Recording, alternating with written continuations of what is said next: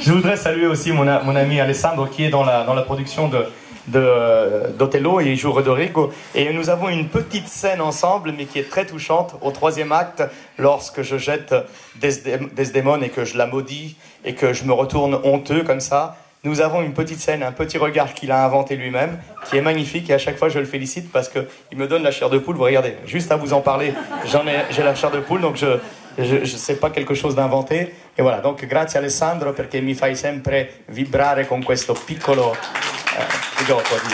Grazie. Posso dirti una cosa, magari poi la... Vieni qua, tieni, prendi il microfono.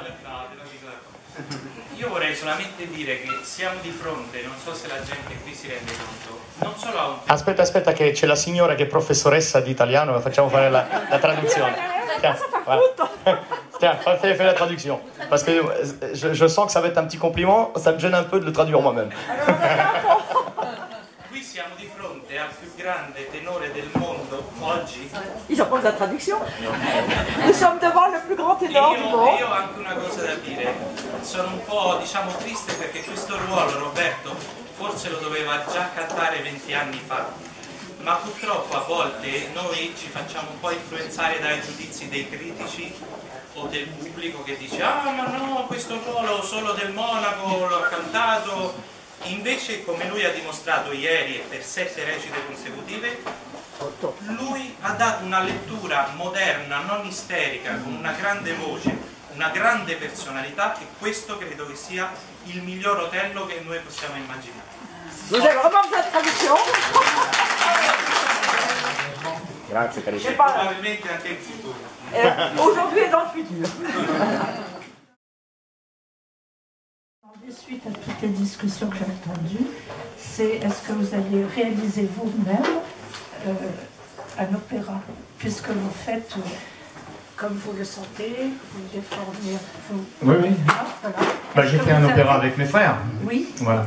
Donc le dernier jour d'un condamné, c'était mon idée. Oui. C'est moi qui ai commencé à faire le livret, mon frère a fait la musique, ensuite mon autre frère s'est penché sur le livret, on a travaillé ensemble, on s'est disputé, un peu de tout, et à la fin, cette œuvre est née, et je vous assure que dans les œuvres contemporaines, c'est peut-être la plus belle. Oui. Okay. Et donc il y a l'espoir pour d'autres œuvres que vous avez. La difficulté aujourd'hui, c'est que c'est très difficile d'obtenir des financements, et les théâtres sont frileux pour faire des œuvres contemporaines, donc des créations. Donc moi j'ai souvent mis la main au portefeuille, je me suis ruiné. J'ai jamais récupéré l'argent parce que j'ai fait beaucoup de productions qui me tenaient à cœur et donc j'ai investi moi-même là-dedans. C'est pas investir, c'est dépenser de l'argent. Et je l'ai fait, on s'est trouvé dans le rouge, on s'est ruiné, mais je suis content que ça existe. Voilà, mais bon, je suis pas une succursale, je suis pas à la Banque de France, donc j'ai pas les moyens de continuer. Et aujourd'hui, donc je fais attention aussi parce que les temps sont durs pour tout le monde. Oui, merci. Merci à vous. Bonjour, moi je m'appelle Laura. Je suis une formation en fait en chant lyrique. Enchanté. Et je voulais savoir les conseils que vous donneriez justement pour... Vous verrez, c'est dans le livre. C'est dans le livre, je ne donne jamais de conseils. Et ma deuxième question, est-ce qu'un jour vous donnerez des masterclass? Non, jamais. C'est dans le livre aussi. C'est le plus grand bluff qu'on puisse inventer, le masterclass. C'est un show, comme là, où on parle, et voilà. Et encore là, il y a de la sincérité, on raconte des choses. Mais le masterclass, c'est le plus grand show, bidon. Voilà, c'est un truc amusant à faire, mais qui ne sert à rien aux chanteurs. Et pour vous, c'est quoi, ça veut dire quoi être chanteur lyrique? Enfin, c'est quoi qui fait la différence justement? C'est qu'on est chanteur lyrique. N-A-I-T. Vous comprenez? C'est la nature qui vous a programmé. Et vous êtes chanteur lyrique comme on est champion d'athlétisme. Quand on court le 100 mètres en moins de 10 secondes, personne ne peut vous apprendre ça. C'est la nature.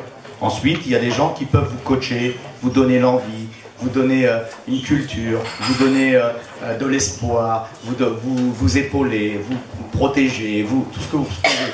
Mais d'émettre le son, de se servir de cet instrument, il faut, par la méditation, aller chercher ce que la nature vous a donné. C'est une programmation faite par la nature. Et souvent, tous les conseils qu'on va vous donner, c'est ce qui va faire bugger cette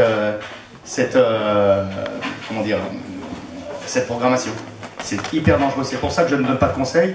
Et je dis dans le bouquin, je me sers de cette phrase formidable de Giuseppe Di Stefano qui disait, parce que tout le monde pense savoir, mais en fait, personne ne sait.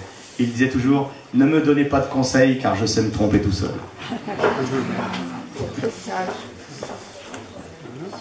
Bonsoir Roberto. Salut Claude. Juste pour prolonger une des questions qui a été faite tout à l'heure sur les œuvres contemporaines, ça veut dire qu'on a peu d'espoir de revoir un Marius et Fanny que tu avais créé à Marseille il y a une dizaine d'années. C'est dommage, oui. Oui. Par exemple, c'est un très bon exemple. Moi j'ai trouvé cette œuvre fantastique, très touchant, très réussi, un vrai opéra. Et ça a été critiqué de façon un peu légère, en disant que vu que c'était Cosma qui faisait de la musique de film, c'était pas un vrai opéra, c'était un peu opérette, c'était comédie musicale.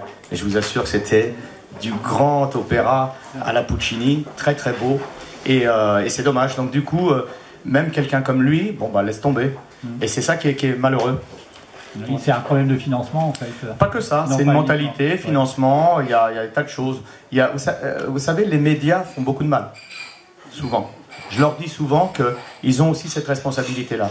Quand on dit par exemple que c'est élitiste, j'essaie de me battre contre tout ça. Quand on dit que c'est élitiste, que c'est inabordable, que il faut que ces fameux puristes, que ça se fait comme ci, que ça se fait comme ça, que c'est pas pour tout le monde, etc. C'est pas vrai.